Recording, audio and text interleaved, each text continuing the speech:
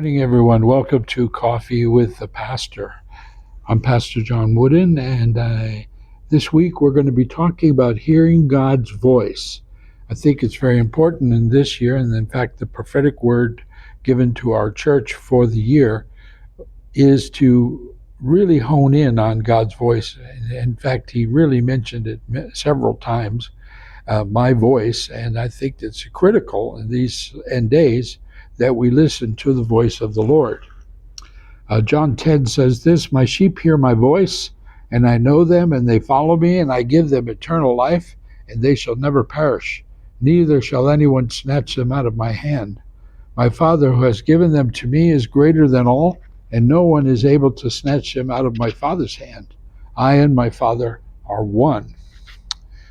So, we showed a little film, which we cannot show on this program because of copyright situation, but it was just a short little film where the sheep were grazing in the meadow, and two people tried to call them the way the shepherd calls them, and they didn't even pick up their heads and look at him.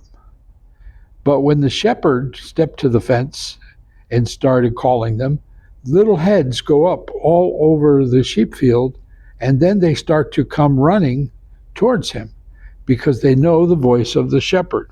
And the sheep hear his voice, and he calls his own sheep by name and leads them out. And when he brings out his own sheep, he goes before them, and the sheep follow him, for they know his voice. Yet they will by no means follow a stranger. And that was just so interesting that they wouldn't just come up for anyone. It was only the shepherd. And then Jesus tells us, in John 10, I am the good shepherd. I am the good shepherd. So in other words, his sheep know his voice. If you remember in 1 Samuel chapter 3, Samuel is turned over. He is dedicated to the Lord. And then he is turned over to the temple to serve the high priest. And he's serving Eli. Well, all of a sudden, he hears a voice that keeps calling him, Samuel, Samuel. And he keeps going back to Eli and saying, "Yes, sir, what do you want?" And he said, "No, I didn't call you."